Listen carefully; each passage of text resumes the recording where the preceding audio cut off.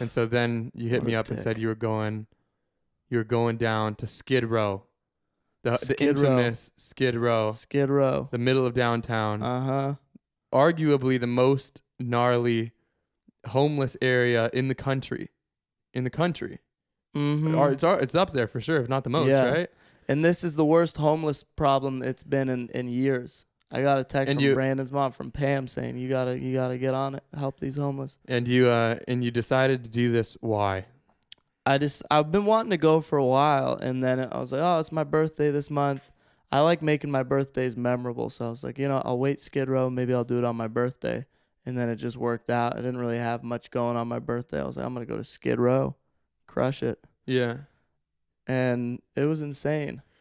Okay, so slowly run us through it. The craziest thing graphically, because it's an audio podcast, so the people can hear and can know. So I'll give you some graphics here. It was pretty graphic from just the stories I heard there.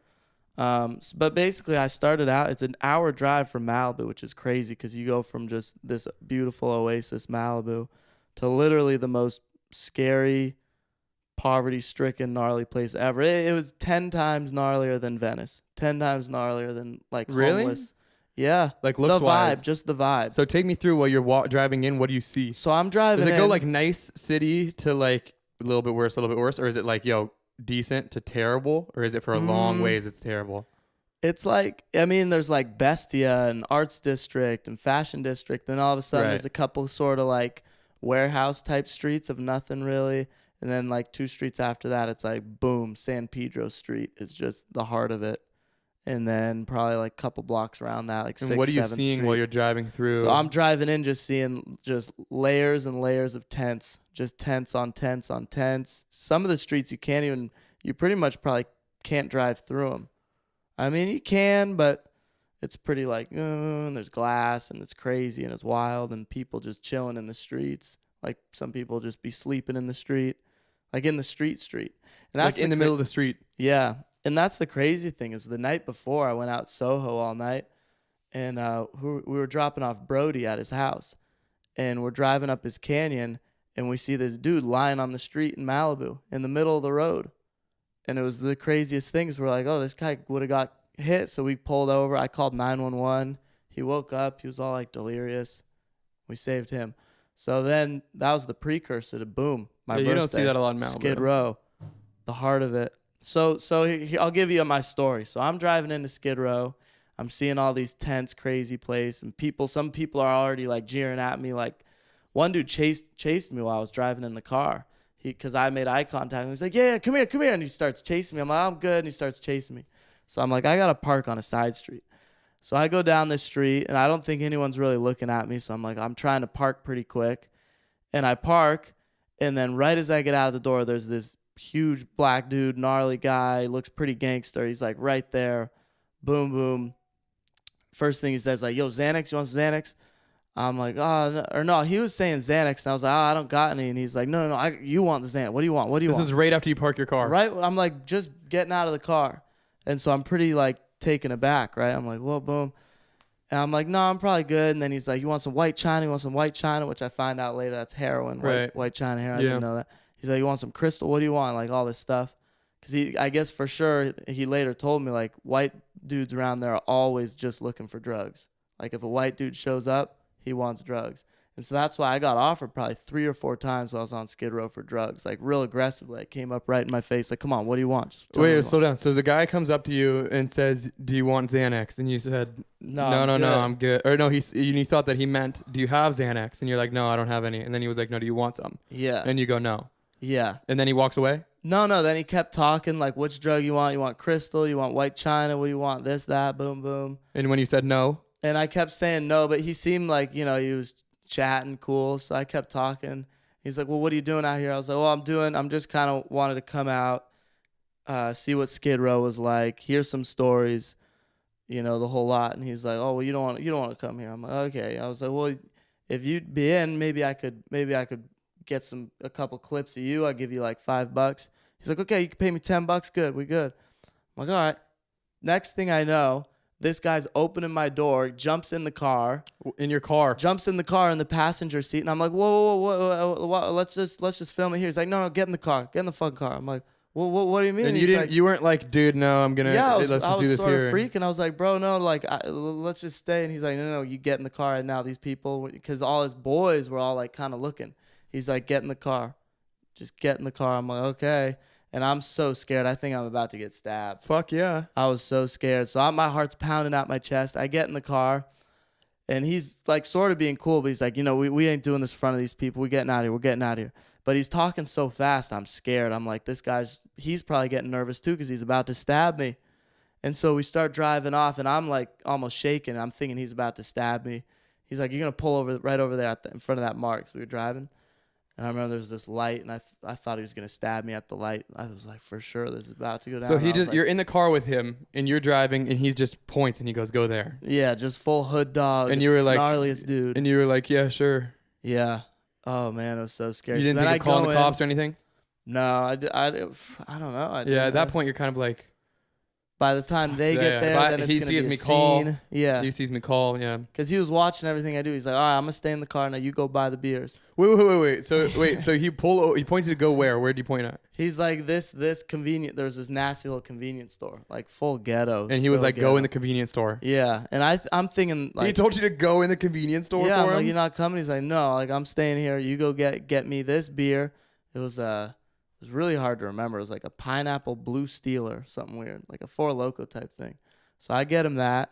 He has me get me a beer too. He's like, you get yourself a beer too. You buy yourself a beer. I'm like, okay. So then I come out, and he's like, now we're gonna drive down over there. I'm gonna tell you about Skid Row. I'm like, okay, sounds good. Holy fuck. Yeah. And then he ended up, being pretty cool. Even so wait, so you drive to the end of the block, and what happens? You pause the car, stop the car, and what? Then we park by this like Fish Mart thing. There's this nasty little Fish Mart thing.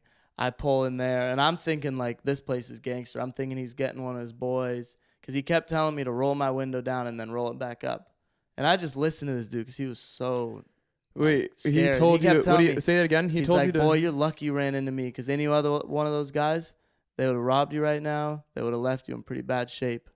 If at all, in any shape. Why was he telling you to roll down the window? I don't know. He was saying roll down the window and keep driving? While we were sitting there. No, yeah, while we were sitting there, he's like, roll down the window. I'm like, okay. Like, thinking he just wants some air because he had his roll down. Like, and then he'd like have him rolled up and then he'd roll him down. Like he would say roll him down and then he would say roll him up. Yeah, it was weird. And then it's probably a signal. It's probably a signal to like the people that are watching that like it's okay. A lot of people looked at me because I went into the Fish Mart. And, like, there was a couple, like, seemed like, normal type people in there. And they were looking at me. And like, whoa. They're like, what are you doing? Yeah. What the fuck are you doing here? Yeah. Yeah, for sure. And then, he started telling me stories. I was like, yeah, can I film this? He's like, no, you ain't filming nothing. I'm like, okay, no worries. At this point, I don't even care. I'm just like, I just can't wait for this guy to leave, And then tell me the stories he told you. Because I started hinting. I'm like, yo, I think my mom, I got to bring back this car to my mom. And I got to head back west side. I think I told him I live in Santa Monica or something. And, the heaviest story. But what so tell me a couple of the stories that he told you. Yeah, he's like, you're lucky you ran into a good Christian man.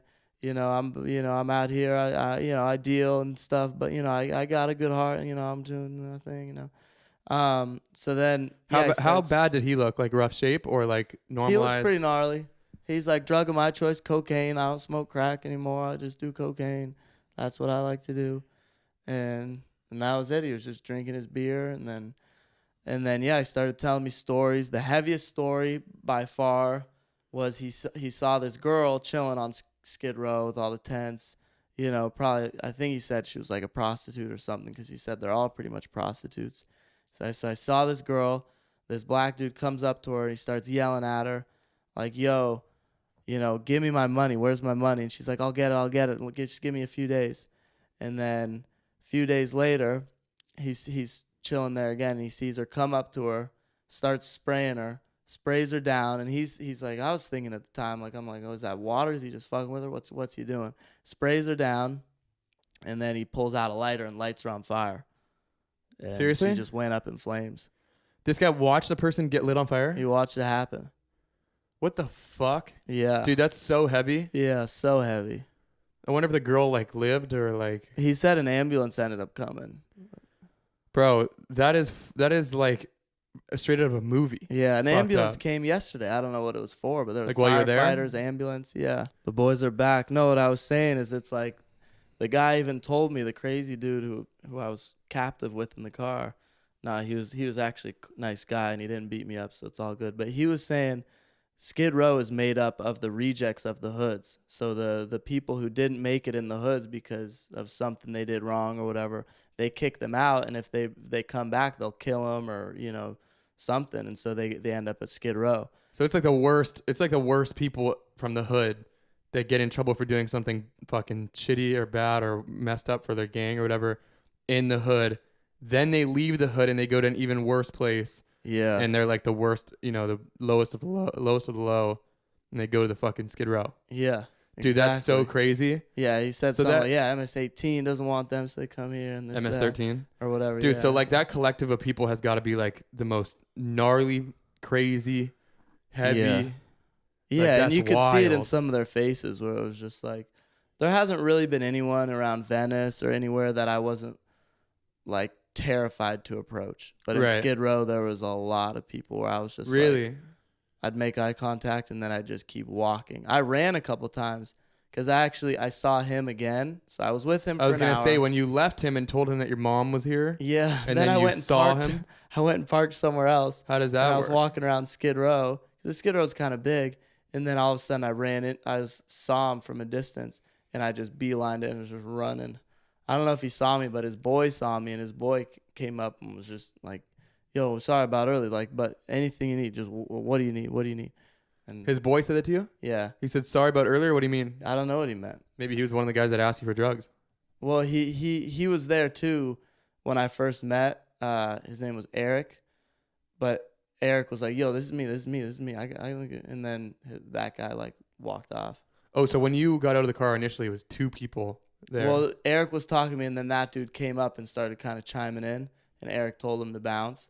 And then there was others like kind of standing watching. So you got to know for sure that when that dude started talking to you, another dude bounced. The other dude bounced, probably went back to his group of people and told them like, yo, that kid's here to talk to him, or something like that. Yeah. So I'm sure that there was eyes on you like the whole fucking time. Yeah. Which is crazy, man. Yeah, it was insane.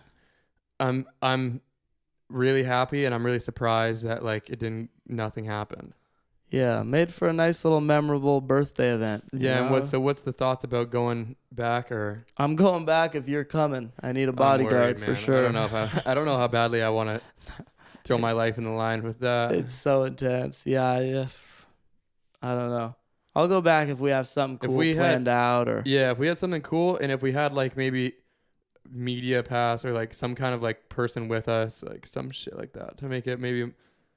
Even like a cameraman or something like that. Yeah, like because something that made it more legitimate, so it wasn't just one of us, just like shit going. Yeah, down. when it comes to that, it's like I've been in some scary places on the walk where I'd have the camera rolling for my safety or for my memory. Yeah, if I did get killed, but also so that if they see that I'm filming, if I'm like, oh, here we are, then they'll be like, oh no, I can't stab him because it might get on camera and somehow. You know what that makes me think of?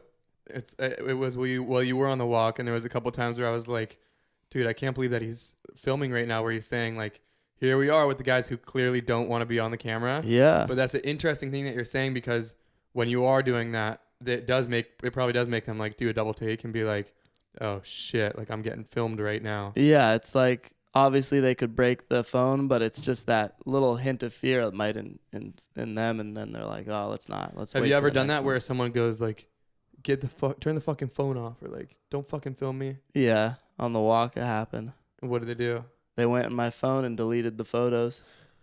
Oh yeah, that was a dude in the fucking mart. Yeah, that was so gnarly. That was heavy shit. That was heavy. He was like, are you taking pictures of me? I was like, nope. He's like, let me see your phone. I was like, okay. And somehow they saved from Insta. I think I saved him or stupid, and then he went through and they were right there. And he's like, what's this? I was like, oh shit. And then I broke down. I was like, I'm so sorry. You're just so cool. You're like culture. I'm just from, LA. I'm a loser. Something like that. And he's like, you dumbass bitch, get the fuck out of here. Like, And then they got up Damn. and left after they were yelling at me. And then this lady came up to me and she was like, "You should get out of here right now."